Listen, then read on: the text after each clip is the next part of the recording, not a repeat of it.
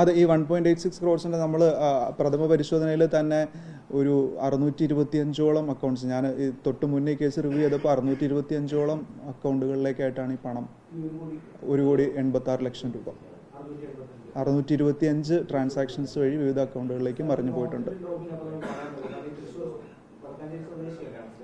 അതെ, മലയാളികൾ ഈ തട്ടിപ്പ് സംഘത്തിലുണ്ട്. അവർ വെറുതെ ഈ 10,000 രൂപ 15,000 രൂപയ്ക്കൊക്കെ മ്യൂൾ അക്കൗണ്ട്സ് ആയിട്ട് പ്രവർത്തിക്കുന്ന ആൾക്കാരും ഉണ്ട്, ലക്ഷങ്ങൾ ട്രാൻസാക്ട് ചെയ്യുന്ന ആൾക്കാരും ഉണ്ട്.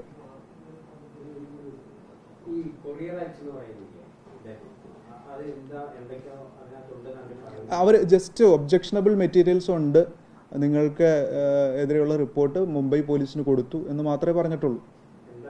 എന്താ മെറ്റീരിയൽ എന്ന് പറഞ്ഞിട്ടില്ല. ഇദ്ദേഹം പാനിക്കായി. ഇദ്ദേഹം പറഞ്ഞു പിറ്റേ ദിവസം നിങ്ങൾക്ക് കോള് വരുമെന്ന് പറഞ്ഞു. അദ്ദേഹം കോള് പ്രതീക്ഷിച്ചിരിക്കുകയായിരുന്നു. പിറ്റേന്ന് രാവിലെ കോള് വന്നു, ആധാർ നമ്പർ അയച്ചു കൊടുത്തു. ആ ആധാർ നമ്പറിലുള്ള അതേ വിവരങ്ങൾ മാത്രമേ ഈ പറഞ്ഞ സുപ്രീം കോടതി ഓർഡറിലും RBIയുടെ ലെറ്ററിലും ഉള്ളൂ. അപ്പോൾ അതൊരു പ്ലെയിൻ റീഡിങ്ങിൽ തന്നെ മനസ്സിലാക്കിയിരുന്നെങ്കിൽ പോലീസിന് അലർട്ട് ചെയ്യാമായിരുന്നു. പലപ്പോഴും എല്ലാ തരത്തിലുള്ള ആൾക്കാരും നമുക്ക് വിക്ടിംസ് ആയിട്ടുണ്ട്. പ്രായഭേദമന്യേ എല്ലാ തരത്തിലുള്ള ആൾക്കാരും ഉണ്ട്. ഈ പറഞ്ഞ പോലെ നമ്മൾ പൊതുവെ വിദ്യാസമ്പന്നരെന്ന് വിചാരിക്കുന്ന ആൾക്കാർക്ക് പോലും അബദ്ധങ്ങൾ പറ്റുന്നുണ്ട്. അവർ കൂടുതൽ ജാഗരൂകര ആവേണ്ട ആവശ്യകതയുണ്ട്. അതിനെക്കുറിച്ചൊന്നും നമ്മൾ അറിഞ്ഞുകൂടാ എന്താണ് അങ്ങനെ സംഭവിക്കുന്നതെന്ന്.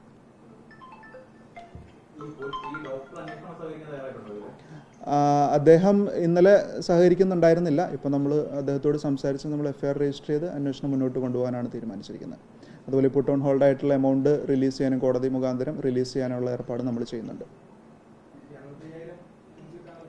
65,000 രൂപ നമ്മൾ ഇപ്പോൾ പ്രാഥമിക പരിശോധനയിൽ മനസ്സിലാക്കിയിരിക്കുന്നത് ഒരു EPOS മെഷീൻ വഴി പണം ചെലവഴിക്കപ്പെട്ടു എന്നുള്ളതാണ്. അതും നമ്മൾ കൂടുതലായിട്ട് അന്വേഷിക്കും.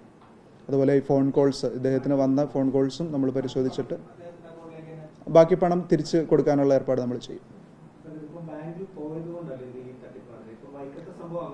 അതെ, അദ്ദേഹം ഓൺലൈനായിട്ട് തന്നെ അത് പണം ട്രാൻസാക്ട് ചെയ്യായിരുന്നെങ്കിൽ നമ്മൾ അറിയുന്നത് ഇദ്ദേഹം കുറച്ച് കഴിഞ്ഞ് അബദ്ധം മനസ്സിലാക്കിയതിന് ശേഷം ഇദ്ദേഹം തന്നെ 1930 വിളിക്കുകയോ അങ്ങനെ ചെയ്താലാണ് നമുക്കിത് മനസ്സിലാവുള്ളൂ. അതാണ് പറയുന്നത്. ഈ കേസിൽ ബാങ്കിൽ ചെന്ന കേസുകളിലാണ് ഇങ്ങനെ നമുക്ക് സംഭവിച്ചിരിക്കുന്നത്. അക്കൗണ്ട് മോണിറ്ററിംഗ്, അതാണ് നേരത്തെ ഞാൻ പറഞ്ഞത്. ഇപ്പോൾ സ്റ്റേറ്റ് ബാങ്ക് ഓഫ് ഇന്ത്യയുടെ ഫിനാൻഷ്യൽ ഇൻ്റലിജൻസ് യൂണിറ്റ് ഉണ്ട്. അപ്പോൾ അതുപോലെ ബാങ്കുകൾ നേതൃത്വം ഏറ്റെടുത്ത് അവരുടെ ഫിനാൻഷ്യൽ ഇൻ്റലിജൻസ് യൂണിറ്റ്സ് വഴി ഫ്രോഡുലന്റ് ട്രാൻസാക്ഷൻസ്, ഇപ്പോൾ ഇദ്ദേഹത്തിൻ്റെ കേസിൽ ഈ ഡെസ്റ്റിനേഷൻ അക്കൗണ്ട് എന്ന് പറയുന്നത് പാറ്റ്ന ഔട്ടറിലുള്ള ഒരു റിമോട്ട് ഏരിയയിലുള്ള ഒരു അക്കൗണ്ടാണ്. അപ്പോൾ ആ അക്കൗണ്ടിലേക്ക് എന്തിന് ഇദ്ദേഹം ട്രാൻസ്ഫർ ചെയ്യണം എന്നുള്ള ഒരു ചോദ്യം ഇവർക്ക് പെട്ടെന്ന് മനസ്സിലായി. അതും SBIയുടെ അക്കൗണ്ടാണ് തോന്നുന്നു. അതൊന്ന് നോക്കി പരിശോധിക്കണം. അത് SBIയുടെ അക്കൗണ്ട് തന്നെയാണ്. പാറ്റ്നയിൽ ബീഹാറിലുള്ള അക്കൗണ്ട് നമ്പറും ഡീറ്റെയിൽസ് എല്ലാം നമുക്ക് കിട്ടിയിട്ടുണ്ട്. ഒരു സാഗർ കുമാർ എന്ന് പറഞ്ഞിട്ടുള്ള ഒരാളുടെ സേവിങ്സ് ബാങ്ക് അക്കൗണ്ടാണ്.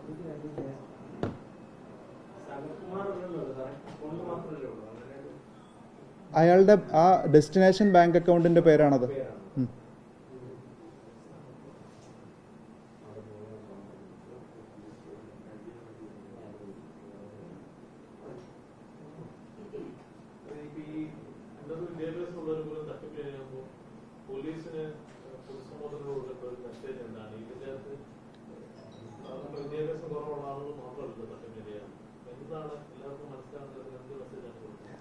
നമ്മൾ കൃത്യമായിട്ടുള്ള അവയർനെസ് ക്യാമ്പയിൻസ് സോഷ്യൽ മീഡിയ വഴി കൃത്യമായിട്ട് കൊടുക്കുന്നുണ്ട്. അതുപോലെ ഒരുപാട് ഫോളോവേഴ്സ് ഉള്ള സെലിബ്രിറ്റീസ് മുഖാന്തരം നമ്മൾ സോഷ്യൽ മീഡിയയിലൂടെ അവയർനെസ് കൊടുക്കുന്നുണ്ട്.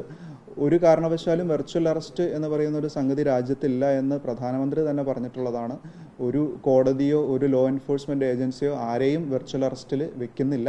വെർച്വൽ അറസ്റ്റ് തട്ടിപ്പുകളിൽ വീഴരുത്. അതുപോലെ നമുക്ക് പരിചിതരല്ലാത്ത ആൾക്കാർക്ക് ഒരു കാരണവശാലും ട്രാൻസാക്ഷൻസ് ചെയ്യരുത്.